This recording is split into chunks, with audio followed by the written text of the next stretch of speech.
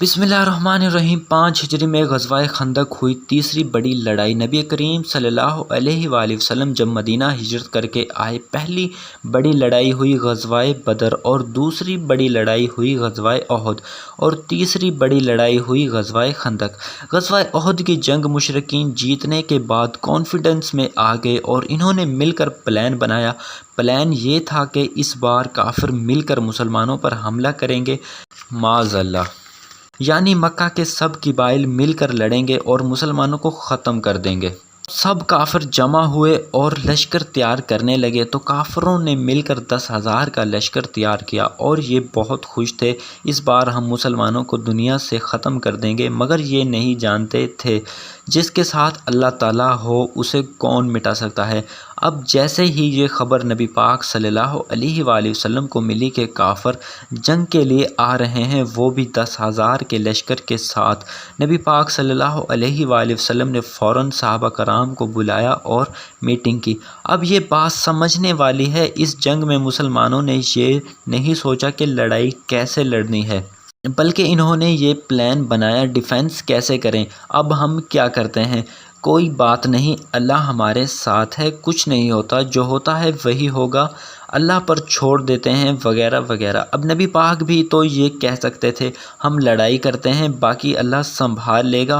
ہمارے نبی نے ایسا نہیں کہا کہ نبی پاک کو پتہ تھا میری امت بھی یہ کام کرے گی، کہ نبی پاک نے فرمایا پہلے تم اپنی طرف سے پوری محنت کرو، پھر اللہ پر چھوڑو۔ صحابہ کرام اور نبی پاک صلی اللہ علیہ وسلم نے لڑائی اس لیے نہیں کی کہ وہ 10,000 تھے اور مدینہ کی کل آبادی بھی اس وقت 10,000 نہیں تھی، تو ایسے میں سبھی یہ پلان کر رہے تھے کہ ڈیفنس کیسے کریں گے۔ تو ایک صحابی نے کہا جس کا نام سلمان فارسی تھا، مدینہ تینوں اطراف سے پہاڑوں کی وجہ سے محفوظ ہے اور ایک سائیڈ پر ہم خندق کھود دیتے ہیں۔ یہ مشورہ سب کو پسند آیا۔ اب فوراً خندق کی کھدائی پر کام شروع کر دیا گیا۔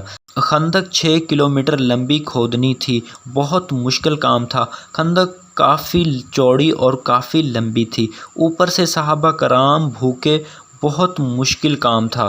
خندق کی کھدائی کرتے وقت ایک پتھر آ نکلا۔ اب تمام صحابہ کرام نے کوشش کی لیکن یہ پتھر نہیں ٹوٹ رہا تھا۔ اب نبی پاک صلی اللہ علیہ وآلہ وسلم کو خبر کہ یہ پتھر نہیں ٹوٹ رہا ہے۔ نبی پاک صلی اللہ علیہ وآلہ وسلم نے بھی خود خندق کی کھدائی میں حصہ لیا تھا۔ پاک صلی اللہ علیہ وآلہ وسلم آئے اور ہتھوڑا پکڑا، پتھر پر مارا تو چنگاری نکلی، تو نبی پاک نے فرمایا ایران میرا ہے۔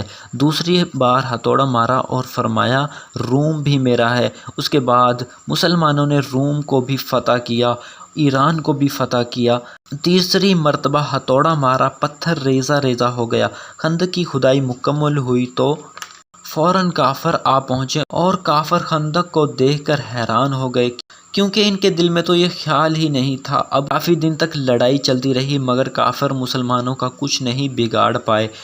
اب ایک کافر کو غصہ آیا، اس نے کسی طریقے سے خندق پار کر لی، اس کے ساتھ کچھ اور کافر بھی آ گئے۔ مسلمانوں کی طرف سے حضرت علی نے اس کافر کو قتل کر دیا اور اس کافر کے ساتھ جو آئے تھے وہ بھی واپس بھاگ گئے۔ اب نبی پاک صلی اللہ علیہ وآلہ وسلم نے دعا فرمائی، اللہ پاک ہماری مدد فرما۔ کافر بھی تھک چکے تھے کیونکہ وہ مسلمانوں سے مار ہی کھا رہے تھے۔ رات کے وقت کافروں کے لشکر کو ایک بہت بڑے طوفان نے گھیر لیا، کافروں کے برتن الٹ گئے، خیمے اکھڑ گئے، طوفان کافی دیر تک رہا۔ اس کے بعد کافر ہمت ہار گئے اور وہ واپس لوٹ گئے۔ اس کے بعد مسلمانوں کا رعب اور دبدبہ اور زیادہ بڑھ گیا اور وہ ایک الگ پہچان کے طور پر جانے لگے۔